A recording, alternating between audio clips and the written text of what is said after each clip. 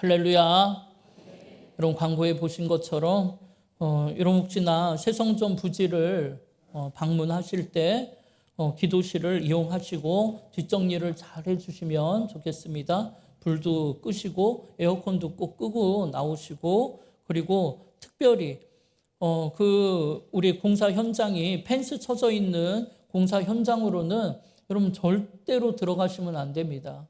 위험하기 때문에 혹시나 모를 안전사고에 우리가 대비해서 사고 작은 거라도 하나가 일어나면 공사가 중단되고 여러분 어려움을 겪게 되니까 여러분 현장은 펜스 밖에서 바라보시면서 기도해 주시면 좋겠습니다. 그 안으로는 들어가지 마시고 살펴보실 일이 있으면 나중에 한번 교회에서 현장 방문하실 때 함께 신청하시고 방문하시면 되겠습니다. 그래서 아무런 어려움 없이 이 장마가 다가와도 장마 기간에도 비 피해 없이 공사가 잘 이루어지도록 여러분 꼭 기도해 주시기 부탁드립니다. 여러분 주님이 지난주에 우리에게 뭐라고 말씀하십니까? 이 땅은 우리가 영원히 살아갈 곳이 아니라는 거예요. 우린 인생 마지막 날에 가야 할 곳이 따로 있다는 거죠. 그럼 여러분 그곳이 어디입니까? 그곳은 바로 아버지가 계신 저 영원한 본향집으로 돌아가야 한다는 것입니다. 이렇게 우리가 가야 할 길, 우리 인생의 최종 목적지는 죄로 물든 눈물과 고통의 세상 땅이 아니고 저 영원한 본향, 눈물도 고통도 없는 하나님의 나라 천국인 줄 믿습니다. 그렇다면 이에 우리는 마지막 날이면 다 놓고 갈 이 땅에 더 이상 미련이나 욕심을 부리지 말아야 하며, 설령 세상 풍랑이 우리의 모든 것을 하나하나 빼앗아 간다 할지라도 우리를 이처럼 사랑하사 독생자 아들을 십자가에 내어주신 하나님을 믿는다면, 그러면 그 뜻을 이루기 위해 이 땅에 오신 예수님을 믿는 믿음으로 어떤 풍랑 속에서도 마음에 근심하지 말고 두려워하지도 말고 저 영원한 천국으로 우리를 인도하실 길이요 진리요 생명 되신 주님을 붙잡고 그 약속의 말씀 붙잡고 샬롬의 평강과 샘솟는 기쁨의 삶을 살아가시기를 바랍니다. 예, 여러분은 지금 누구를 따라 어디로 걸어가고 계시냐고, 여러분이 그렇게 참고 애쓰고 헌신하며 살아가고 있는 그 이유, 여러분 인생의 목적이 무엇이냐고 물었습니다. 그랬더니 지난 주간에 여러 명의 성도들이 목사님 말씀을 듣고 나서 처음으로 자신의 인생이 지금 무엇을 위해 내가 어디로 가고 있는지를 한번 돌아봤다라는 거예요.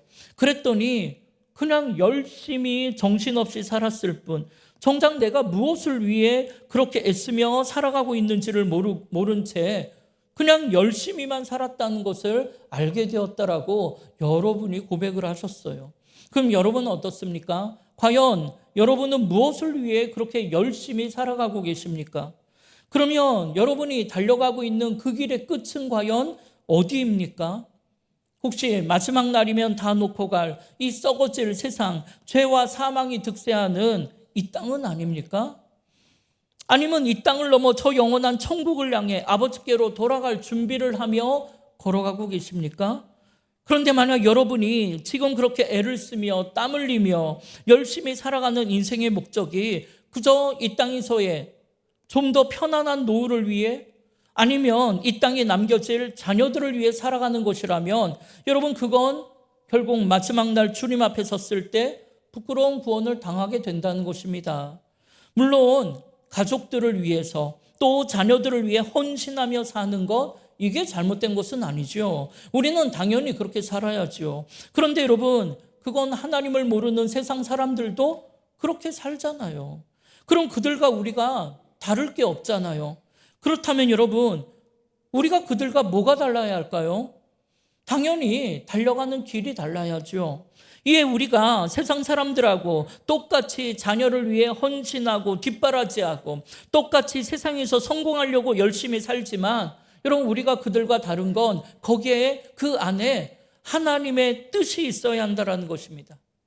이를 위해 우리는 하나님께 묻고 또 물으며 내 자녀를 향한 하나님의 뜻을 깨닫고 그 뜻을 따라 자녀를 위해 헌신하고 뒷바라지한다면 내가 이 장사를, 이 사업을 무엇을 위해 어떻게 경영하기를 원하시는지를 묻고 그 뜻을 따라 내가 열심히 땀 흘려 장사한다면, 여러분 겉으로 보기에는 세상 사람들하고 똑같이 가정을 위해 사업이 잘 되기를 위해 열심히 일하는 것처럼 보여도 여러분 그 속에 하나님의 뜻, 하나님의 꿈이 담긴다면 여러분 그의 인생은 아버지의 뜻을 이루는 삶을 사는 것이 되니까 여러분 그 인생은 완전히 다르다라는 거예요.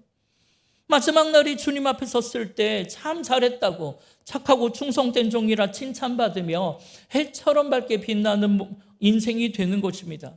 이것이 바로 천국을 향해 걸어가는 세상과 구별된 인생 아니겠습니까? 그런데 여전히 우리 인생의 목적이 세상길에 서 있던 제자들은 이런 말씀을 듣고 그냥 눈만 꿈뻑꿈뻑 할 뿐 그 말씀이 무슨 뜻인지 전혀 알아듣지를 못했고, 심지어 오늘 본문에 보니까 여러분 그 중에 빌립은 우리가 결국 아버지께로 돌아가야 한다라는 그 주님의 말씀 앞에 도대체 그럼 아버지가 어디에 계시냐고, 진짜 우리가 아버지께로 가야 한다면 그 아버지가 어디에 계신지 우리에게 좀 보여달라고, 그러면 믿겠다라는 참으로 어린아이와 같은 말을 하고 있는 거예요. 그런데 여러분 그건 지금 우리도 똑같은 이야기를 할 때가 너무나 많지 않습니까? 우리도 믿음이 없을 때는, 믿음이 어린아이와 같을 때는 도대체 하나님이 어디에 계시냐고, 계시면 이 일을 해결해 주셔야 하는 것 아니냐고, 하나님이 진짜 살아계시다면 내 눈앞에 표적을 보여달라고, 그러면 내가 믿겠다고, 그러면 내가 순종하겠다라고 그렇게 몇 번을 기도했는지 몰라요. 그런데 여러분 우리가 그러니까 세상 사람들은 당연히 진짜 하나님 계시면 어디 한번 보여달라고, 그러면 내가 믿겠다라고 그렇게 말할 때가 많죠. 사실 그런 조롱과 그런 공격을 받을 때 정말 우리가 하나님을 보여줄 수만 있다면, 정말 주머니를 뒤집어 속을 보여주듯이 속 시원하게 한번 보여주고 싶은데 우리의 믿음으로는 그게 안 되니까 아무런 말도 못하고 그냥 속으로만 씩씩거릴 때가 많잖아요. 그런데 여러분 그런 빌립에게 오늘 우리에게 주님께서 뭐라고 말씀하십니까? 오늘 보면 9절에서 10절 보세요. 예수께서 이르시되 빌립아, 내가 이렇게 오래 너희와 함께 있으되 네가 나를 알지 못하느냐? 나를 본 자는 아버지를 보았거늘 어찌하여 아버지를 보이라 하느냐? 내가 아버지 안에 거하고 아버지는 내 안에 계신 것을 네가 믿지 아니하느냐? 내가 너희에게 이르는 말은 스스로 하는 것이 아니라 아버지께서 내 안에 계셔서 그의 일을 하는 것이라고 말씀하세요. 여러분 뭐라고요? 너희는 나와 그렇게 오래 있었는데도, 너희는 그렇게 신앙생활 오래 했는데, 교회에 그렇게 오래 다녔는데도 그걸 알지 못하느냐라는 거예요. 나를 본 자는 이미 아버지를 본 것과 같은데 어찌하여 아버지를 보여달라고 하느냐라는 거예요. 내가 아버지 안에 거하고 아버지가 내 안에 계시다라는 것을 왜 너희는 믿지 못하냐라는 거예요. 그런데 빌립은 주님의 그런 말씀을 듣고 그게 더 무슨 말씀인지를 더 모르겠는 거예요. 여러분 빌립이 어떤 인물입니까? 빌립은 매사에 신중한 사람이에요. 분석적이고 이성적인 판단과 합리적인 생각을 하는 사람으로 자신의 이성적 지식으로 이해되어야 믿고 따라가는 사람이에요. 그런 그의 성격 때문인지 그는 좀처럼 큰 실수는 하지 않지만 매사에 뜨거운 마음과 열정이 없어요. 그래서 일을 할 때도 믿음으로 확 추진을 하지 못하고 늘 시동이 늦게 걸리는 단점이 있습니다. 그러니까 머리는 비상하고 똑똑한데 이 가슴이 차가워서 그 마음이 쉽게 뜨거워지질 않아요. 그럼 여러분 이런 사람은 과연 어떻게 해야 설레이는 마음으로 뜨거운 믿음으로 살아갈 수 있을까요? 여러분 그건 자신의 모든 이성적 판단 속에 예수님을 넣어서 계산하는 그 믿음이 있어야 한다는 거예요. 여러분 예전에 우리가 요한복음 6장에서 오병이어를 배울 때 예수님께서는 특별히 빌립에게 우리가 어디에서 떡을 사서 이 많은 사람, 이 5천 명이나 되는 사람을 먹일 수 있겠냐라고 빌립을 콕 집어 물어봤죠. 여러분 예수님께서 빌립에게 이 질문을 한 것은 빌립이 어떻게 할지를 이미 아시고 빌립을 시험코자 물으셨다라고 성경은 기록하고 있어요. 이에 아니나 다를까 빌립이 대답하되 각 사람으로 조금씩만 먹게 할지라도 200데나리온의 떡으로도 부족할 것 같다라고 대답하는 거예요. 여러분, 지금 주님은 믿음의 대답을 원하셨는데 빌립은 여전히 자신의 머리로 이성적인 대답을 하는 거예요.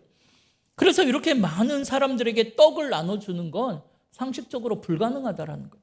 그러니까 그냥 빨리 집에 보내서 밥을 먹고 오게 하자는 거죠. 어떻게 보면 아주 합리적이고 정확하고 논리적이에요. 그러나 도리어 그의 그런 정확한 이성적 판단이 늘 믿음의 성장에 방해가 되는 거예요. 계산이 너무 밝아서 믿음이 자라나질 않습니다. 그냥 이성적인 판단으로 계산해서 이건 되는 일, 이건 안 되는 일, 이미 자신이 결정 내려버렸어요. 그런데 여러분, 이것이 빌립에게는, 그래서 이게 돈 문제인지 모르겠지만 여러분, 이게 예수님에게는 돈 문제가 아니고 믿음의 문제로 보시는 거예요. 예, 하나님이 원하시는 일이라면 믿음으로 해야 하는데 그에게는 그런 믿음이 없는 거죠. 하나님의 뜻이 어떻든 간에 내 생각에 답이 안 나오면 아무것도 할 수 없는 게 빌립이에요. 그러니까 그에게는 5,000명을 먹일 수 있는 200데나리온의 돈이 없는 게 문제가 아니고 10,000명도 먹일 수 있는 믿음이 없는 게 문제죠. 여러분, 성경에 보면 그러나 하나님이라는 말씀이 여러 군데 나와요. 예를 들면 창세기 31장 7절에 보면 야곱이 그대들의 아버지가 나를 속여 품삯을 10번이나 변경하였느니라. 그러나 하나님이 그를 막으사 나를 해치지 못하게 하셨다라고 고백해요. 또 사도행전 3장 15절에도 보면 너희가 생명의 주를 죽였도다. 그러나 하나님이 그를 죽은 자 가운데서 살리셨으니 우리가 이 일의 증인이라는 고백도 나와요. 마찬가지로 200데나리온을 계산해내는 이 빌립의 생각 속에 그러나 하나님이라는 이 믿음이 있었다면 그의 삶은 완전히 뒤집어졌을 거예요. 이에 오늘 우리도 우리 안에 그러나 하나님이라는 믿음이 있기를 바랍니다. 그러면 하나님의 놀라운 역사를 여러분 눈으로 직접 보게 될 거예요. 여러분, 예레미야 33장 2절에 그 일을 행하시는 분이 누구라고 했습니까? 여호와 하나님이라고 했어요. 여러분, 그 일을 만드시고 성취하시는 분이 누구라고 했습니까? 여호와 하나님이라고 했어요. 예, 우리의 생각에는 내 능력으로 그 일을 이루어야 하는 줄 알고, 그렇다면 나는 능력이 없어서 그런 일을 못하겠다라고 손을 흔들지만 그 일을 행하시는 분, 그 일을 만드시고 성취하시는 분은 결국 우리 하나님이셨던 것입니다. 빌립이 이걸 몰랐던 거예요. 우리도 이걸 모르고 사는 거예요. 그러니까 여러분, 예수님이 빌립에게 원하셨던 게 뭐예요? 예수님은 빌립이 자신의 한계를 뛰어넘어서 그러나 하나님이, 그러니까 주님을 바라보고 주님을 의지하는 믿음이 있기를 바랬습니다. 그래서 내 생각에는 어림없는 일이지만 하나님이 역사하시면, 주님이 함께 하시면 무엇이든지 할 수 있다는 것을 깨닫기를 원하신 거예요. 그런데 이는 오늘 우리도 마찬가지죠. 오늘 여러분의 생각에, 여러분의 계산에, 능력에 하나님을 붙드심으로 하나님이 일하시며 역사하시는 간증의 주인공, 기적의 주인공들이 되시기를 바랍니다. 여러분, 이건 오늘 이야기에서도 마찬가지예요. 빌립은 우리가 아버지께로 돌아가야 한다는 것을 듣고는 만약에 그렇다면, 주님이 정말 우리 곁에 계시지 않는다면 어떻게 한 아버지께로 돌아갈 수 있을까 하는 게 걱정이 되는 거예요. 이에 주님께서는 걱정하지 마라. 내가 곧 길이요 진리요 생명이니 나를 통해 아버지께로 돌아갈 수 있다라고 하시니까 그 길이 어딘지를 알 수 없었던 빌립은 그렇다면 아예 아버지를 좀 보여주면 좋겠다라고 한 것인데, 이에 주님은 어찌하여 아버지를 보여달라 하느냐? 나를 본 자는 이미 아버지를 본 것이라고. 내가 아버지 안에, 아버지가 내 안에 계신 것을 네가 알지 못하느냐라고 말씀하세요. 그런데 빌립은 그 말씀을 듣고도 자신의 이성적 판단으로는 어떻게 주님 안에 하나님 아버지가 계실 수 있다는 것인가, 그렇게 생각하며 그 말씀을 이해하지도 또 믿지도 못하는 거예요. 이에 주님은 그런 빌립과 제자들에게 이렇게 말씀하십니다. 오늘 본문 11절 보세요. 내가 아버지 안에 거하고 아버지께서 내 안에 계심을 믿으라. 그렇지 못하겠거든, 믿지 못하겠거든 행하는 그 일로 말미암아 나를 믿으라. 여러분, 이게 무슨 말입니까? 주님이 아버지 안에, 아버지께서 주님 안에 계시다는 것을 믿을 수 없다면 주님께서 행하신 일을 통해 주님이 하나님의 아들이요, 주님이 아버지 안에, 아버지께서 주님 안에 계시다는 것을 믿으라라는 거예요. 그렇지요, 여러분. 그가 어떤 사람인가를 보려면 그가 오늘까지 걸어온 길, 그가 앞으로 걸어가는 길, 그 사람의 행동을 보면 되지요. 어떤 사람이 말로는 청산유수예요. 그만한 신앙인이 없어 보입니다. 아주 믿음이 제일 좋아 보였어요. 그런데 그를 만나고 그와 함께 일하는 사람들의 이야기를 들어봤어요. 그랬더니 그로 인해 수많은 사람들이 마음의 상처를 받았더라고요. 일을 하면서도 늘 사람들과 부딪히고 트러블을 일으키고 늘 불평과 원망과 정죄를 일삼는다면 여러분, 그는 좋은 신앙인이 아니죠. 그의 믿음은 가짜 아니겠습니까? 또 어떤 사람은 말로는 다 용서했다라고 이야기를 하더라고요. 그 문제로부터 자신은 벗어났고 자유하다라고 이야기를 해요. 그런데 실제 그의 삶을 보면 여전히 상대방을 용서하지 못하고 있고 여전히 그 문제에 매여 살고 있고 쩔쩔매며 아파하고 상대방을 비난하고 정죄하며 살고 있다면 그의 고백 또한 가짜 아니겠습니까? 마찬가지로 우리가 저 영원한 천국을 향해 믿음으로 살아가겠다라고 고백은 했지만 실제 우리의 삶을 보면 마치 이 땅에서의 삶이 영원할 것처럼 이 땅을 붙들고 살아가고 있고, 그래서 이 땅의 것에 미련을 두고 욕심을 부리고 움켜쥐며 살아가고 있고 세상 앞에 쩔쩔매며 살고 있다면 우리의 믿음의 고백 또한 가짜 아니겠습니까? 그러면 그 속에 무슨 평안이 있고 무슨 기쁨이 있겠냐라는 거예요. 무슨 감사가 있겠냐라는 거예요. 그를 통해 무슨 그리스도의 향기가 드러나겠으며 아버지의 뜻을 이루겠냐라는 것입니다. 이렇게 믿음이라는 건 그의 말과 행동을 보면 금방 알 수 있는 거예요.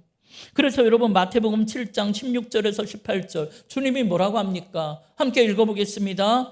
그들의 열매로 그들을 알지니 가시나무에서 포도를 또는 엉겅퀴에서 무화과를 따겠느냐?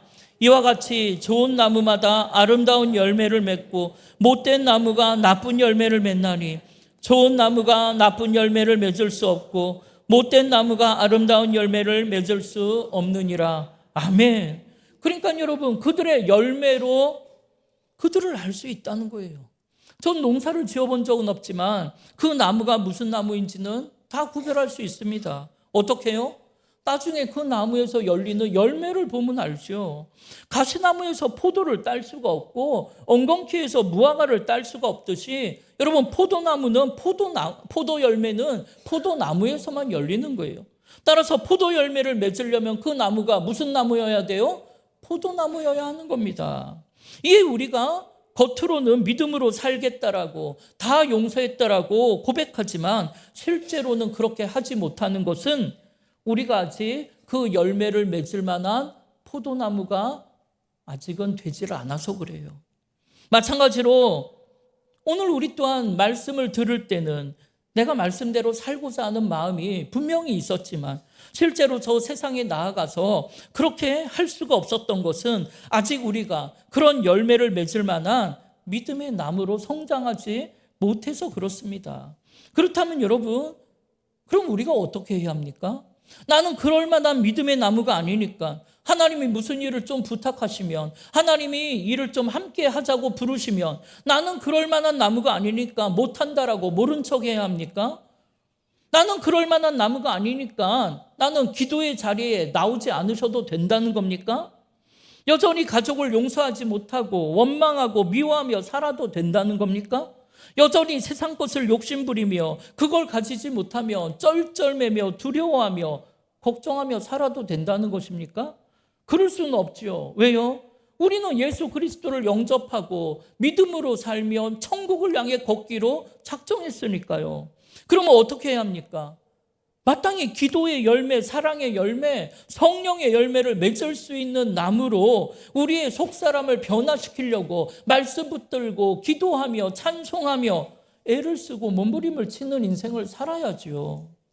그래서 속사람까지 완전히 변화된 포도나무로 장성한 믿음의 맏아들로 성장해야 하는 것입니다. 왜냐하면 그래야 믿음의 꽃을 피울 수 있고 열매를 맺어서 그 꽃향기로 사람들의 마음을 열고 그 열매로 여러분 죽어가는 저 영혼들의 생명을 살릴 수 있기 때문이죠. 그렇지 않고 오늘 이 제자들처럼 그저 말뿐인 제자라면 그들과 우리가 다를 게 뭐가 있냐라는 거예요. 예, 오늘 주님께서 진짜 하나님의 아들이요, 주님이 아버지 안에, 아버지께서 주님 안에 계심을 믿지를 못하겠으면 주님이 행하신 일을 통해 믿으라라는 거예요. 그럼 여러분, 우리 주님이 이 땅에 오셔서 행하신 일이 뭐예요? 여러분, 주님은 5천 명도 먹이고 풍랑도 잔잔케 하고 병든 자도 고치고 죽은 자도 살리셨죠. 그러나 그런 기적과 표적을 바라는 사람들에게 우리 주님 뭐라고 하셨어요? 마태복음 12장 39절에 보면 예수께서 이르시되 악하고 음란한 세대가 표적을 구하나 선지자 요나의 표적밖에는 보일 표적이 없다라고 말씀하셨어요. 그럼 여러분, 예수님께서 보이시겠다는 요나의 표적이라는 게 무엇입니까? 여러분, 그것은 아버지 할 수만 있거든 이 잔이 내게서 지나가게 해달라고 기도하신 주님께서 결국 아버지의 뜻에 순종하심으로 십자가의 죽음을 통해 우리를 죄와 사망에서 구원하신 것이 바로 요나의 표적이죠. 따라서 우리는 하나님이 살아계신 증거를 요구하지만 하나님이 살아계시다는 증거, 하나님이 나를 사랑하신다는 증거, 주님이 나를 지키시고 인도하신다는 증거, 여러분 그 어떤 표적도, 그 어떤 기적도, 그 어떤 증거도 구할 필요가 없다라는 거예요. 왜냐하면 이미 나에게 보여주신 그 요나의 표적, 그 십자가의 사랑으로 충분하기 때문이죠. 이에 우리 주님은 단 한 번도 그 길을 벗어나신 적이 없고 오직 한 길, 우리를 위한 십자가의 길만 걸으셨다라는 것입니다. 이에 로마서 5장 8절의 말씀처럼 우리가 아직 죄인 되었을 때, 우리가 알지도 못했고 원하지도 않았을 때 하나님의 아들 예수 그리스도께서 우리를 죄와 사망의 두려움에서 구원하시려고 친히 이 땅에 오셔서 우리를 위해 죽으심으로 우리를 향한 하나님의 사랑을 확증해 보이셨다라는 거예요. 여러분이 그걸 믿는다면, 여러분이 그 하나님의 사랑, 그 십자가의 은혜와 사랑을 믿는다라면 그 사랑의 십자가를 통해 이미 우리는 하나님 아버지를 만난 거예요. 하나님 아버지를 본 것입니다. 마찬가지로 그 십자가의 사랑이 오늘 우리 안에 아직도 뜨겁게 남아있다면 우리 또한 내 안에 하나님 아버지께서 함께 계시다는 것을 여러분 믿으시기 바랍니다. 그렇다면 여러분 안에 하나님이 함께 계십니까? 여러분 지금 이 시간 이곳에 우리 하나님이 함께 계심을 믿으십니까? 그럼 그걸 어떻게 알 수 있냐라는 거예요. 우리가 입술로는 아멘이라고 고백하지만 그걸 어떻게 알 수 있냐라는 거예요. 예, 여러분 우리가 구원받은 천국 백성이고 하나님의 자녀고 주님의 제자요 그리스도인이라면, 그래서 내 안에 하나님이 계시다면 우리 또한 이를 우리의 입술로만 고백하는 것이 아니라 이것이 우리의 삶으로 드러나야 하는 것 아니겠습니까? 그럼 여러분은 여러분의 삶을 통해 여러분이 하나님의 자녀라는 것, 천국 백성이요 그리스도인이라는 것이 드러나고 있습니까?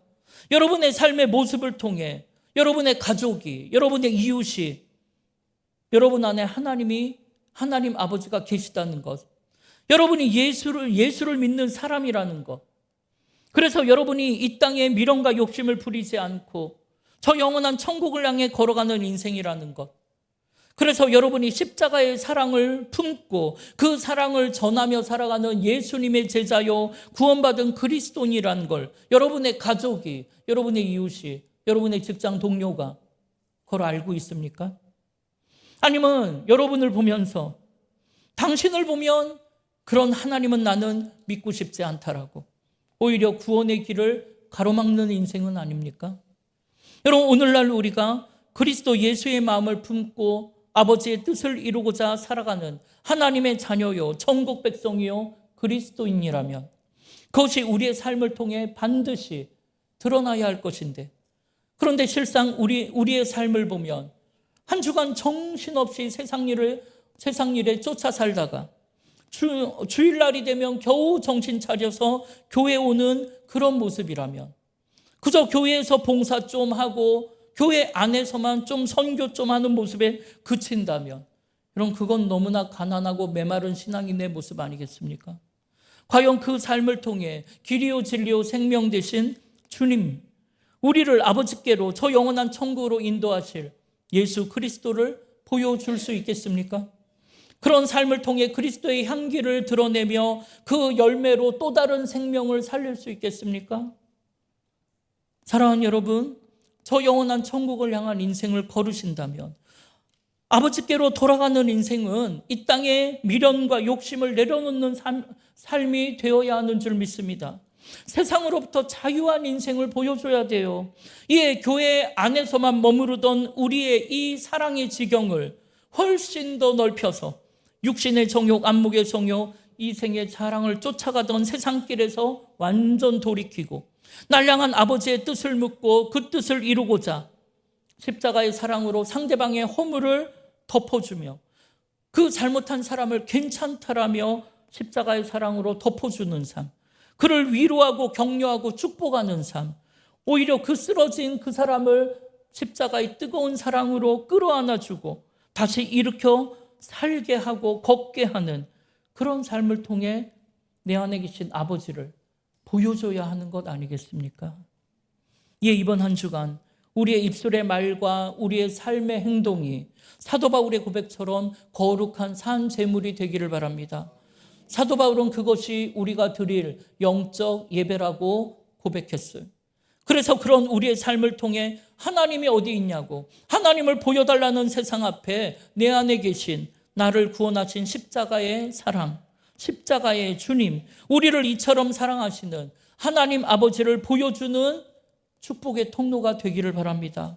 그래서 이 땅의 모든 것으로부터 자유한 인생, 그래서 저 천국의 보화를 쌓아두는 인생, 그래서 매일매일이 내 안에 계신 아버지를 느끼고 주님과 동행하는 감사와 기쁨이 넘치는 삶을 사시기를 주님의 이름으로 축원합니다. 아멘. 우리 이 시간 주보에 있는 찬양 함께 찬양하십시다. 나는 주를 섬기는 것에 후회가 없습니다. 우리 믿음으로 고백하십시다. 우리 함께 고백합니다. 나의 평생에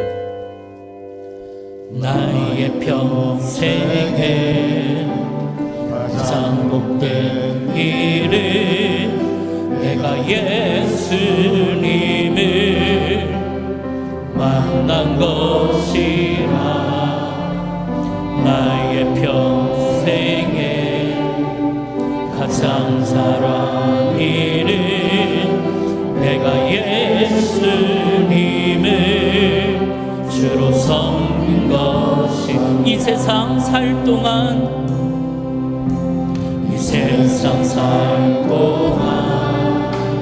내가 걷는 길이 때론 험하여서 넘어질 때도 주의 강한 손이 나를 붙드시니 나는 예수님만 주로 섬기며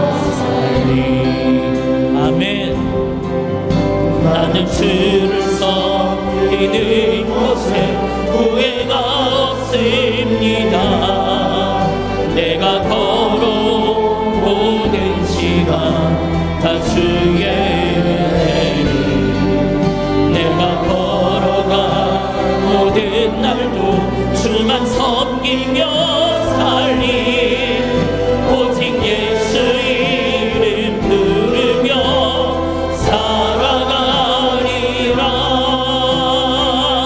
이것이 나의 간증이요, 이것이 나의 찬송일세. 나 사는 동안